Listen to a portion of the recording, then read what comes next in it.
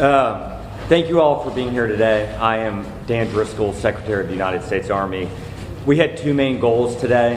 It was to come out and first off to support the victims and their families and the community that experienced the shooting tragedy yesterday.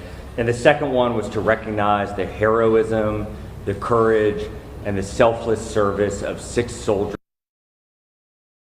I want to start off by saying we're standing at the brigade headquarters of the unit that had the shooting yesterday. And this morning, if you were here, what you would have seen is you would have seen a lot of soldiers out doing physical training and PT. That is incredibly important to us because we are highlighting the resilience of the American soldier. We are showing their strength and their courage under fire. They're going to spend the remainder of the day able to meet with counselors, but also getting back to their jobs, serving the American people. We spent this morning, General Lubis and I, visiting some of our soldiers who are in the hospital and meeting with their families.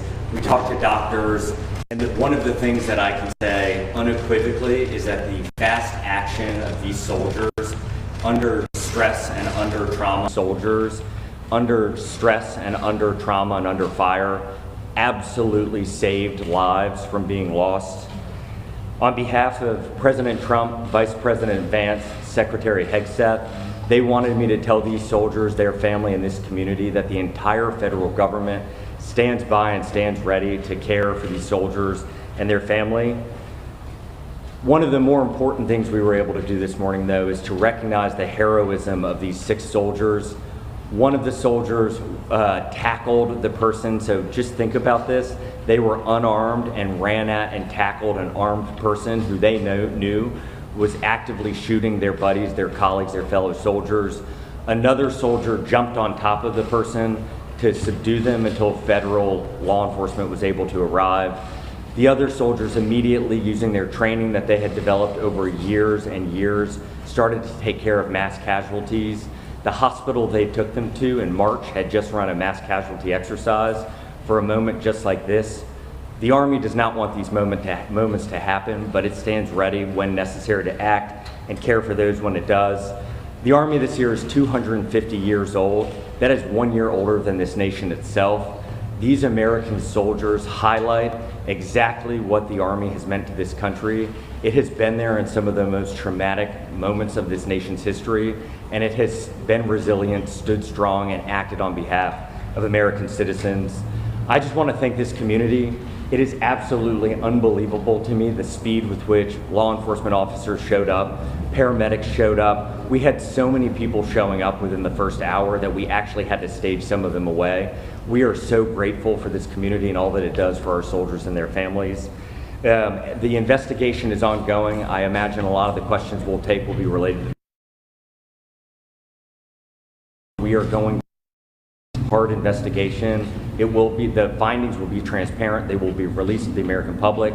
We commit to you that anything we discover during the investigation that can make this base and other bases like it safer, we will act on as quickly as possible. Now I'm happy to take questions. Standing beside me, I have General Lubis, the Division Commander, and Special Agent O'Connor from Criminal Investigation Division.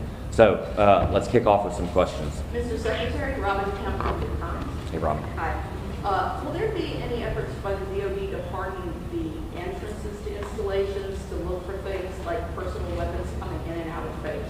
We are constantly looking at our security protocols on all of our bases, both in CONUS and around the world.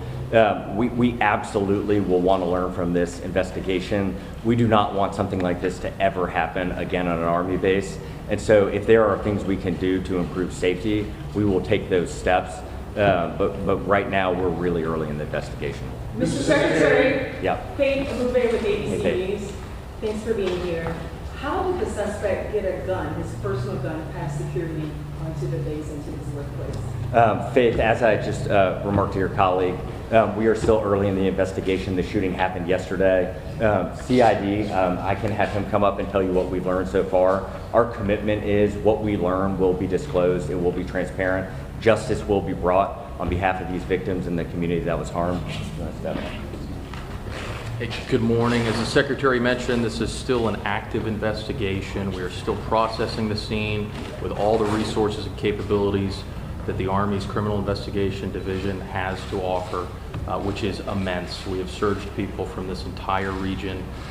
In light of the fact that we're still processing, I'm going to have to defer that question for now. Is it normal to have a personal gun on JCO? No, that would be a violation. Hey, Ryan. You got a chance to meet with the families, and obviously we won't have that chance. You got a chance to meet with them, talk to them. You seem very proud of how everyone reacted. Can you tell us what that was like meeting the families? What state are they in right now? Share with the public who's concerned about these folks who obviously didn't deserve the shot.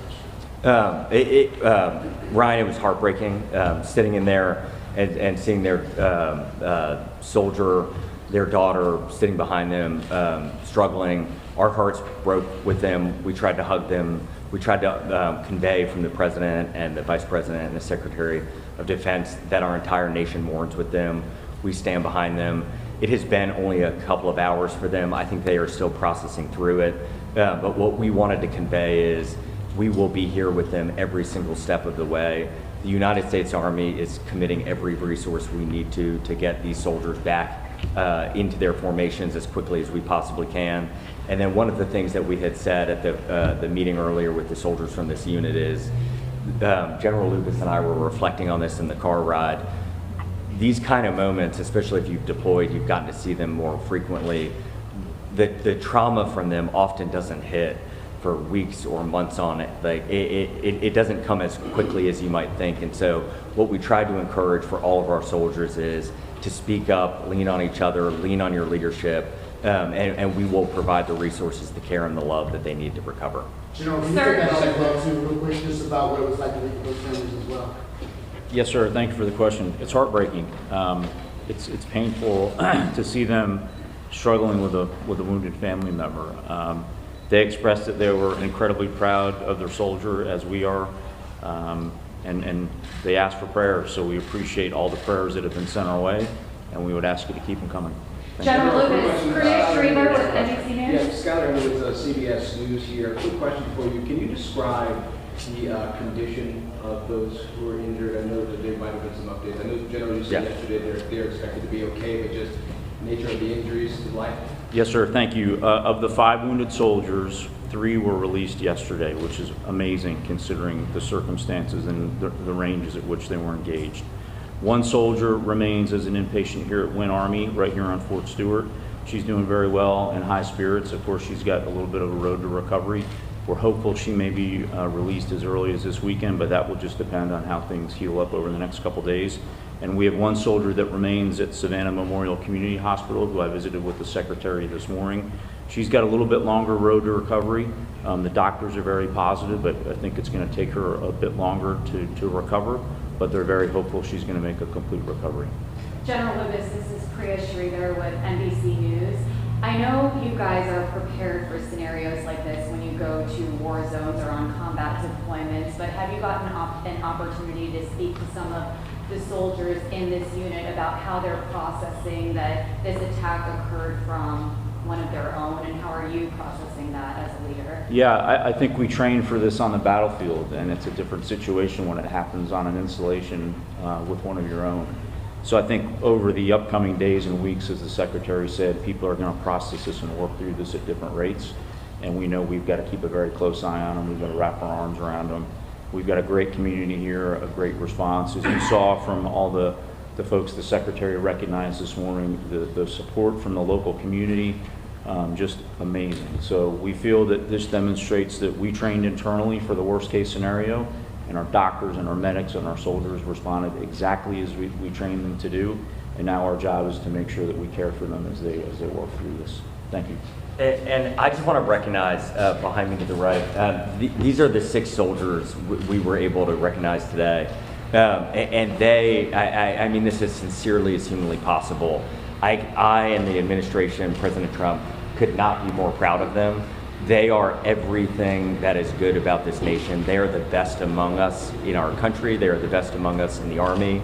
They acted in a way that I think all of us hope we would under fire, but they did. And so we are just so incredibly proud of them. We are so grateful for them. And one of the things we told them and their colleagues is that we will stand with them as long as we need to get them back where they need to be. Russ Bynum in the AP, can you all give us a sense going forward, what's going to happen next as far as the criminal justice process goes? Has the suspect been actually charged yet? And if so, what charges is he facing? The military system works a little differently. It does. Suspect is currently in custody, and we are working through the military uniform code of military justice process at this time. Is he going to be transferred to a military detention facility? That is likely. Do you know when or which one? No. You also talked about processing the scene. Can you tell us what's going on today with processing the scene? I imagine you're showcasing pictures. Can you just describe that for us? Certainly a tragic scene where our soldiers train, but the processing of a scene would normally encompass digital evidence, forensic evidence, trace evidence, all of those things which our team is currently doing. And was this captured on video since it was inside the facility? I can't comment on that at this moment. Just a point of clarification for me, yesterday we were told you, chain of command was not aware of the arrest for the DUI off base. Can you explain if you had been aware of what the procedure would have been? Would he have been disciplined? Would he have been taken out?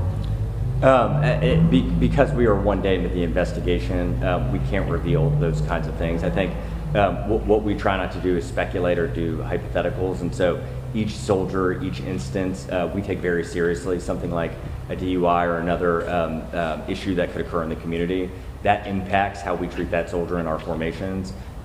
We want holistically powerful and controlled and competent soldiers, and so we are constantly reflecting on our mechanisms and procedures as an Army so that we're able to capture that information and hold soldiers accountable. Are they usually disciplined after an arrest? It varies based off the case. Any other questions? We got time maybe for one more question. Yeah. Joe Kovac from the Atlanta Journal-Constitution. General, could you speak at all, just to give some insight at all on the acts of bravery that you've heard about in this episode?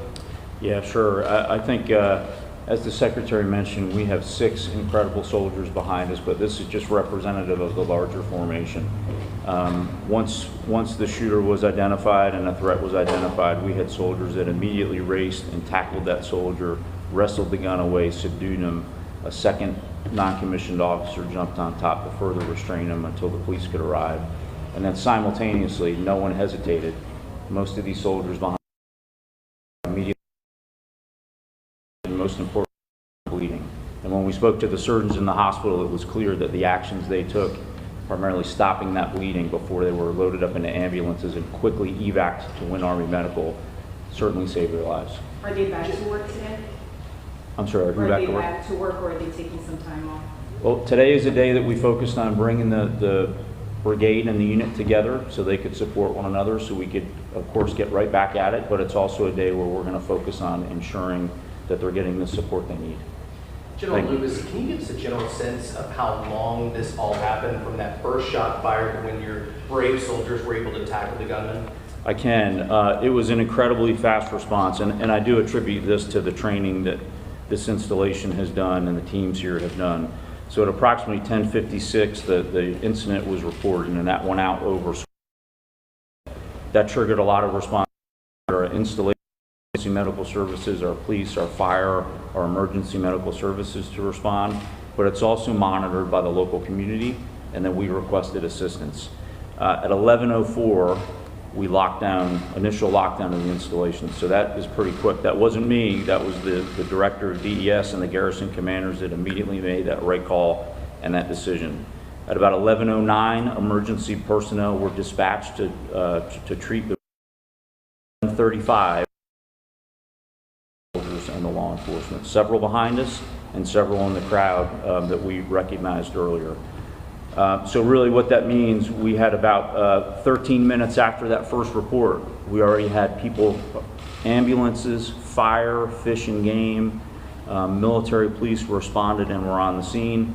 And then we had local support from the amazing community here. We had the first SWAT team arrive from off post within 20 minutes on site, which is truly incredible. So we're incredibly grateful for the support from the community. I'm incredible for our leadership that trained our soldiers to react this way. And then, as the Secretary said, we're incredibly proud of the soldiers themselves. Thank you. Unfortunately, that is all the time that we have. Thank you guys for coming.